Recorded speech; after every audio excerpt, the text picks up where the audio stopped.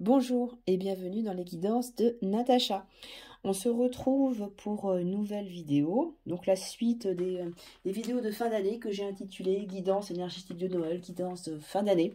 Parce que la fin d'année est un moment où on va se poser, on va regarder un petit peu l'année qui s'est écoulée, ce qui s'est passé, on va faire le bilan. Et puis on va se projeter parce qu'on a envie d'avancer dans cette année 2023. On est en année 6, on se dirige vers une année 7. Au niveau de la numérologie, et voir un petit peu ce qui vous attend. Une vidéo qui va durer à peu près une dizaine de minutes, pour que vous puissiez avoir les messages que vous avez besoin d'entendre. Une vidéo qui va se découper en deux parties. Partie vibratoire, et partie où je ferai un tirage avec le Merry Christmas, qui est une adaptation du Lenormand. Et comme on est en période de Noël, je trouve que la thématique de l'oracle est très bien. Voilà. Donc pour la première partie, je vais tirer deux symboles. Donc, c'est-à-dire qu'on va travailler sur votre axe cosmo-tellurique.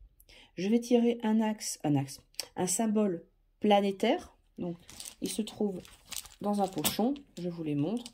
C'est le même principe que sur des runes. Ils ont été gravés sur du bois.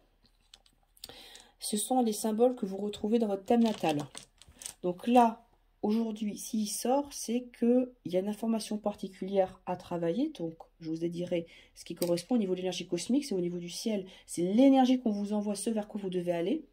Et ce qui va être intéressant, c'est que le symbole qui est sorti, c'est d'aller voir dans votre thème natal, le vôtre, l'individuel, voir dans quelle maison il se trouve, donc quel est votre domaine de vie à travailler, et sous quelle influence zodiacale il se trouve. Ça, c'est pour la partie la partie cosmique. La partie tellurique, je vais la travailler, ça c'est un choix personnel, avec les ogames. Les ogames, c'est un alphabet issu des traditions celtiques. C'est l'alphabet des druides.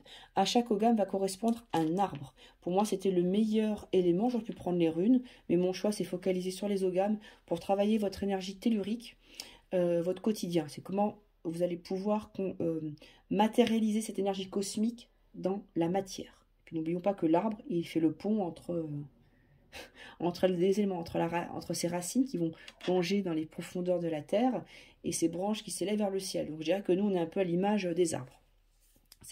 Moi, les arbres, c'est vraiment l'interface entre différents mondes. Donc ça, c'est une chose. Et puis, toujours pareil, dans cette première partie, je regarderai sur mon cercle, sur mon cadran de chromathérapie, avec quelle couleur vous allez pouvoir travailler. Quel rayon de couleur, c'est-à-dire quelle couleur vous allez pouvoir porter en vêtement, quel accessoire, quelle couleur vous allez pouvoir utiliser en méditation actuellement. Mais également, regardez les pierres que vous allez pouvoir utiliser. Ces différents éléments, symboles planétaires, ogame et pierres, peuvent donner lieu, si vous le souhaitez, à la confection de votre bracelet personnalisé. C'est ce que vous voyez ici. Je vous ai montré quelques exemples des créations que je propose. Donc là, je vais vous montrer un peu mieux. Donc là, c'était Neptune, où j'ai mis de la turquoise et du cristal de roche. C'est du bois de chêne à chaque fois qui est utilisé, donc du vrai bois d'une branche récupérée dans la nature. Et là, c'était l'ogame de la mer. Ici, donc là, vous allez reconnaître Jupiter. Ici, le soleil. Là, c'était Vénus, avec derrière l'ogame du chèvrefeuille. Et pareil, des pierres qui étaient associées par rapport à la thématique du bracelet. Sur votre bracelet personnalisé, ça ne veut pas dire qu'on aura ces pierres-là. Tout dépendra de ce que le pendule m'indiquera. Voilà.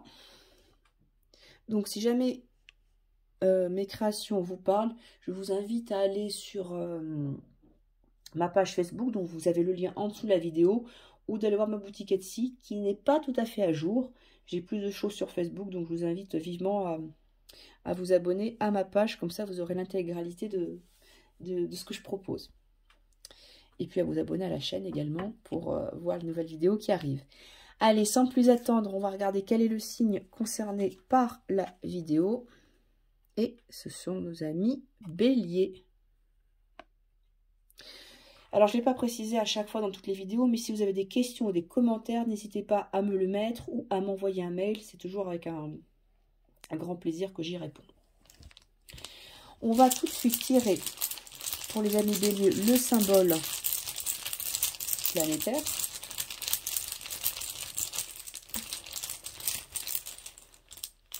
J'ai l'impression qu'il y en a deux qui veulent venir. On va voir. Non, j'en ai un. Alors, qu'est-ce que j'ai? J'ai le nœud sud qui ressort. Alors, c'est la deuxième fois qu'il ressort. Il est sorti également pour un signe précédent. Le nœud sud, justement, va vous parler de votre bagage karmique, des choses qui vous est demandé de travailler. Sur votre thème natal, il y a ce qu'on appelle l'axe nœud nord, nœud sud, qu'on appelle également l'axe du dragon. En gros, pour moi, ça va définir votre mission de vie. C'est-à-dire que on va voir d'où vous provenez, enfin d'où vous provenez, qu'est-ce que vous avez récupéré de vie karmique ancienne, de vos ancêtres, ou même de choses voilà, qu'il faut travailler. Donc ça, c'est le nœud sud. Et après, vous allez vous diriger vers le nœud nord, parce qu'en fait, le nœud nord, il est dans l'autre sens, puisque là, vous avez un sac qui est plein, et le nœud sud, c'est vos potentiels. Le sac a été libéré. Donc, ce fameux nœud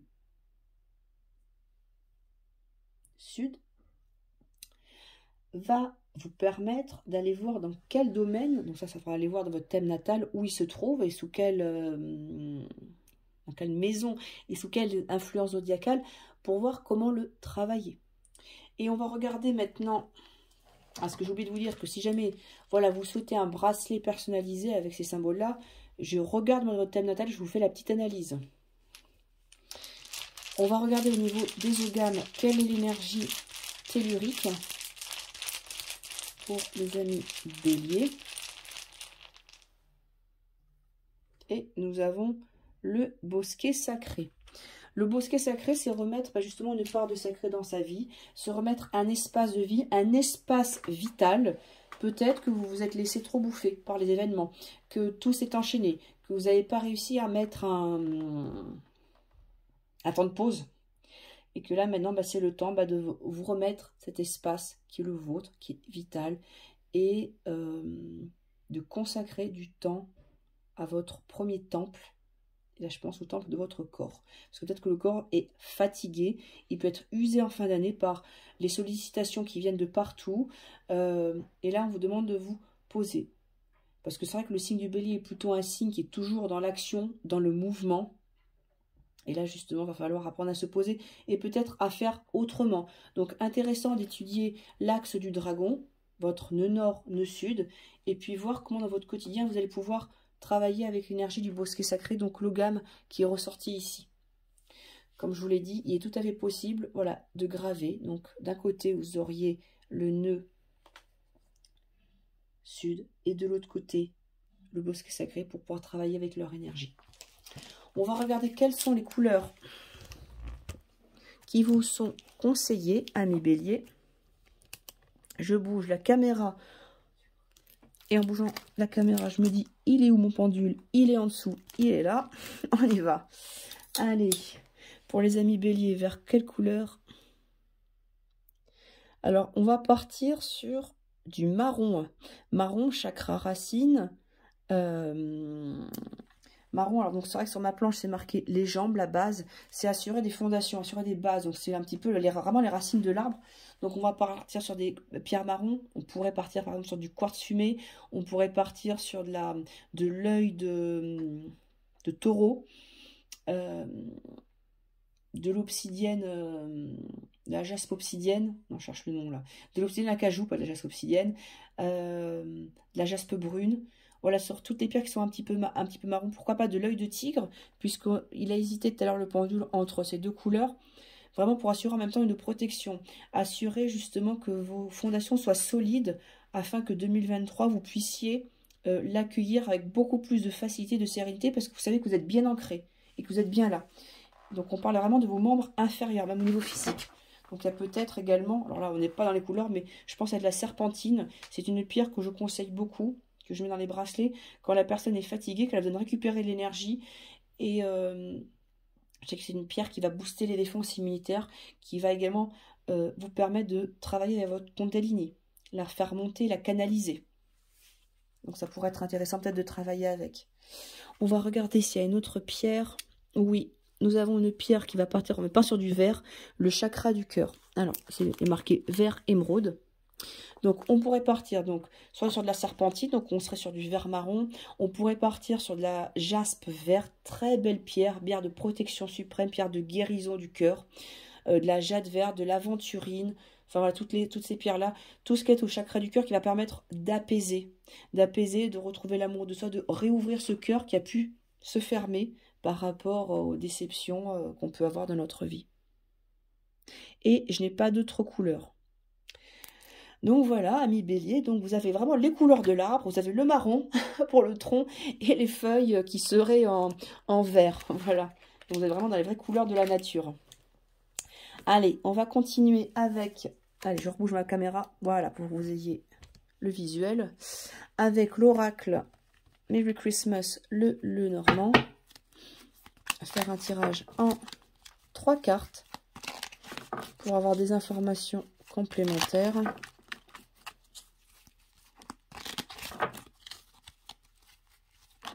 Hop. On en a 2 qui se sont retournés. Allez, je vais les laisser encore sauter. Je dis ça, mais il n'y en a aucune qui saute. Allez, j'en prends une.